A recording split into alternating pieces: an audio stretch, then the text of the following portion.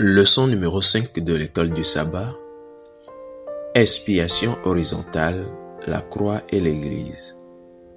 Expiation horizontale, la croix et l'église. Sabbat, 22 juillet 2023, après-midi. Lecture de la semaine. Éphésiens chapitre 2, le verset 11 à 22. Romains chapitre 3, le verset 31. Romains chapitre 7, le verset 12. Ésaïe 52, le verset 7. Ésaïe 57, le verset 19. Jean 14, le verset 27. 1 Corinthiens 3, le verset 9 à 17. Verset à mémoriser, je cite. « Mais maintenant, en Jésus-Christ, vous qui étiez jadis éloignés, vous avez été rapprochés par le sang de Christ, car il est notre paix, lui qui des deux n'en a fait qu'un. » Fin de citation, Éphésiens chapitre 2, le verset 13 et 14. Imaginez, vous êtes un gentil, un grec, qui a appris à adorer le Dieu des Juifs.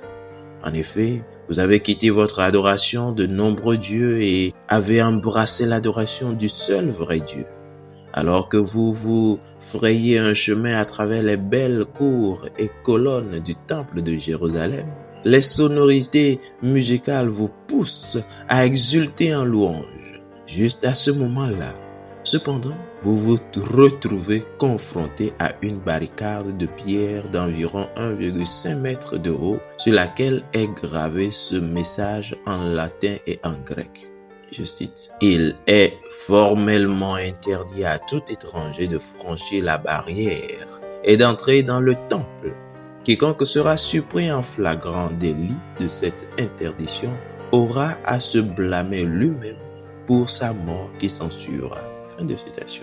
À ce moment-là, vous vous sentez exclu, aliéné et séparé. Dans Éphésiens 2, le verset 11 à 22, Paul voit la croix de Christ comme faisant une différence remarquable, détruisant de telles barrières et de tels murs.